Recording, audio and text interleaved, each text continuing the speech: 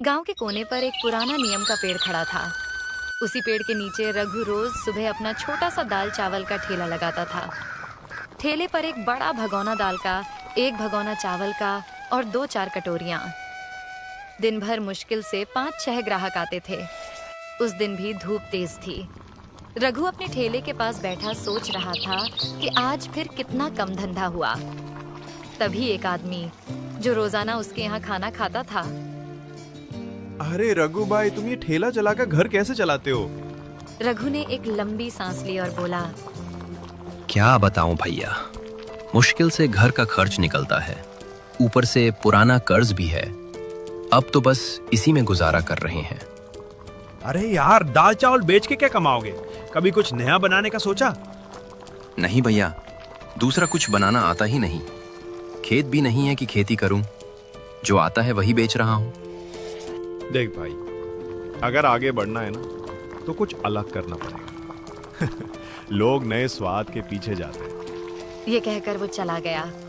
रघु की आंखों में सोच के बादल छा गए। सच कह रहा था वो। आखिर क्या बनाऊं जो लोग पसंद करें और अच्छा दाम भी मिले। उसी समय एक महिला अपने छोटे बेटे का हाथ पकड़ कर आई। चल बेटा, दाल चावल खा लेते।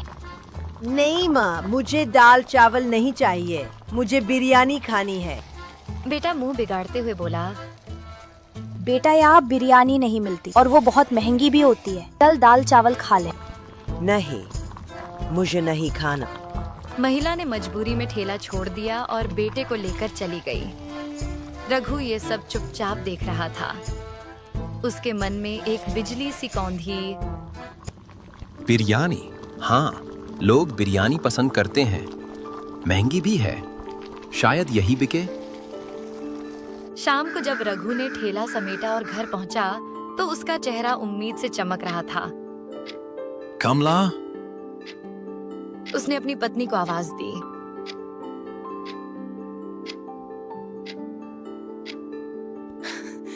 क्या हुआ रघु, आज बड़े खुश लग रहे हो?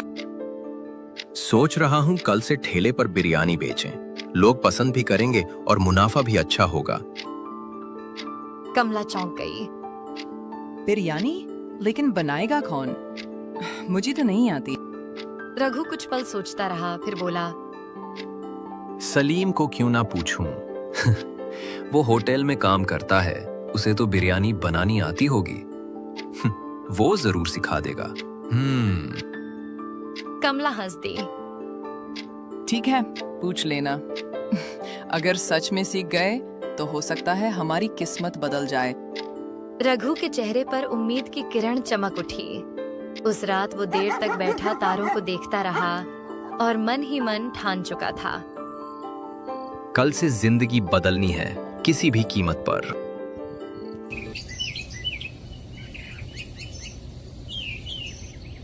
अगली सुबह रघु सूरज निकलने से पहले ही उठ गया। चेहरे पर उत्साह साफ झलक रहा था। जल्दी जल्दी नहा धोकर उसने कपड़े पहने और अपने दोस्त सलीम के घर की ओर चल पड़ा।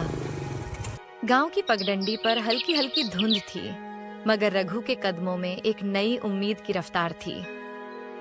सलीम के घर पहुंचते ही दरवाजे पर दस्तक दी। कौन है?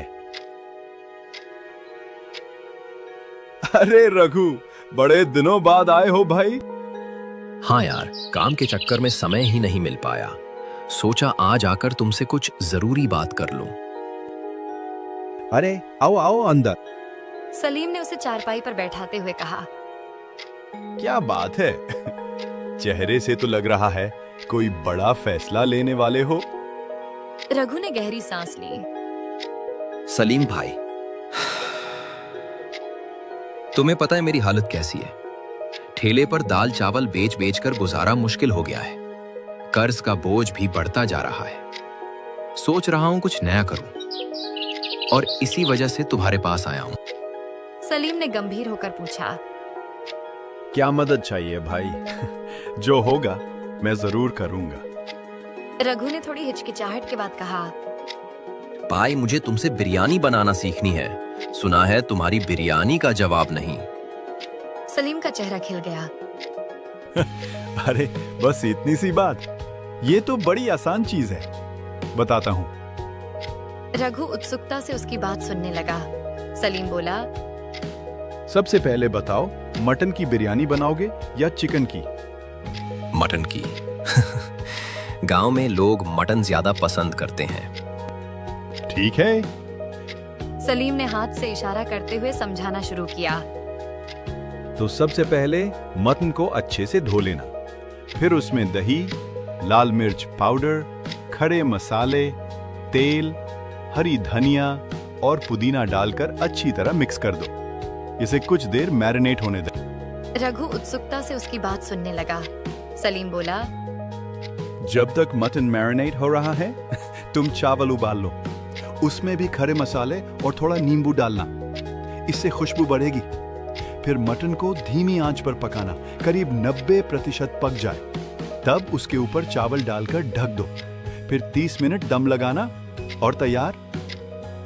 रघु उत्साह से बोला, अरे भाई, ये तो सच में आसान है, बस सही तरीके से पकाना होगा। हाँ, आसान है, लेकिन याद रखना, दम और धीमी आंच ही असली स्वाद लाती है। अगर ये सीख गए तो यकीन मानो लोग उंगलियां चाटेंगे। रघु की आंखों में चमक आ गई। बस भाई, अब ठान लिया है, मटन बिरयानी का ठेला लगाऊंगा। उम्मीद है कुछ कमाई हो जाएगी। तुम मेहनती हो रघु। यकीन मानो, तेरा ठेला गांव में मशहूर होगा। शुक्रिया भाई, तुमने हिम्मत दी। अब चलता हूँ, कल की तैयारी करनी है। घर लौटकर रघु ने कमला को सब बताया। कमला मुस्कुराई। अच्छा हुआ सलीम ने बता दिया। कल देखते हैं लोग पसंद करते हैं या नहीं। लेकिन दाम क्या रखोगे? 100 रुपया प्लेट रखूंगा, सही मुनाफा होगा।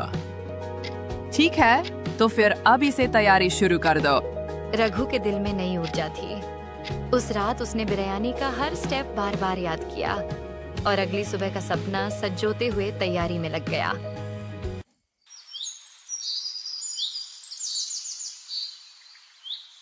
सुबह होते ही रघु ने जल्दी जल्दी नहा धोकर काम शुरू कर दिया। उसके चेहरे पर अब पहले जैसी थकान नहीं, बल्कि उम्मीद की चमक थी।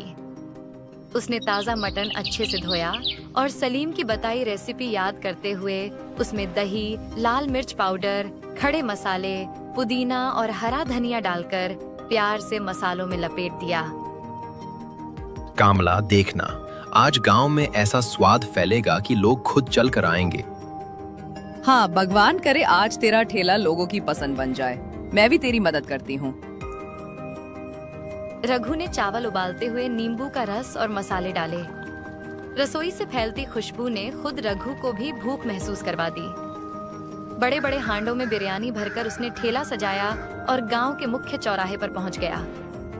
जैसे ही बिरयानी का पहला दम खुला, उसकी खुशबू चारों ओर फैल गई। राह चलते लोग रुककर देखने लगे। तभी कल वाली महिला और उसका छोटा बेटा वहां से गुजरे। माँ, देखो देखो, यहाँ मटन बिरयानी है। बच्चा उछलते हुए बोला। महिला चौंक गई। अरे हाँ, यहाँ बिरयानी, वो भी मटन की। चलो आज खाते हैं। दोनों ठेले के पास पहुँचे। भैया, क्या सच में बिरयानी है?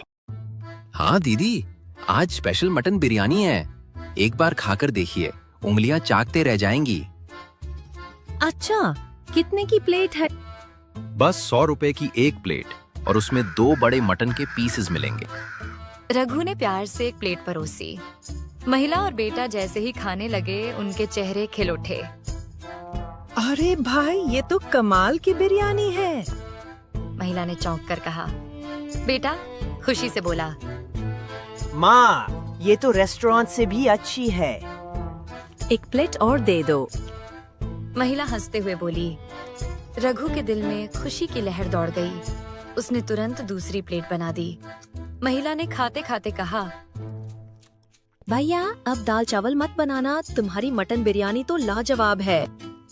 इसी बीच 2 बुजुर्ग आदमी ठेले के पास आए। अरे रघु, आज क्या मटन का जायका खिला रहे हो सबको? एक ने हंसते हुए पूछा। रघु बोला, काका, सिर्फ मटन नहीं, मटन बिरयानी है। लीजिए, चखिए। वाह, मेरी तो पसंदीदा डिश है। 2 प्लेट लगाओ।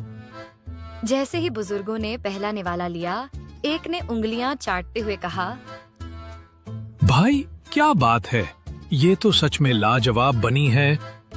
और ये मटन इतना मुलायम कि मुंह में ही घुल रहा है। मसालों का स्वाद तो गजब है। धन्यवाद काका, आपकी दुआ से ही तो ये सब है। धीरे धीरे ठेले पर भीड़ बढ़ने लगी। लोग खुशबू से खींचे चले आ रहे थे। शाम तक बिरयानी का एक भी दाना बाकी नहीं बचा। रघु ने खाली हांडों को देखकर चैन की सांस ली और खुशी से घर लौट आया। कमला, उसने दरवाजे पर कदम रखते ही आवाज दी, आज तो चमत्कार हो गया। एक दिन में उतनी कमाई हुई जितनी महीने भर में नहीं होती थी। कमला खुशी से बोली, सच? वाह भगवान, अब तो हमारा सारा कर्ज उतर जाएगा। तेरा ठेला मशहूर हो गया रघु। रघु ने गहरी सांस ली और कहा, हाँ कमला, आज लगा कि मेहनत और सही सोच से जिंदगी सच में बदल सकती है। उस रात रघु और कमला के चेहरे पर संतोष की मुस्कान थी। घर में खुशबू बिरयानी की नहीं, सपनों के सच होने की थी। अगले दिन रघु ठेला लेकर उसी जगह पहुंचा। ठेले के पास पहले से ही ग्राहकों की लाइन लगी थी। तभी सलीम वहां आया और मुस्कुराकर बोला, अरे रघु, तुमने तो मुझे भी पीछे छोड़ दिया।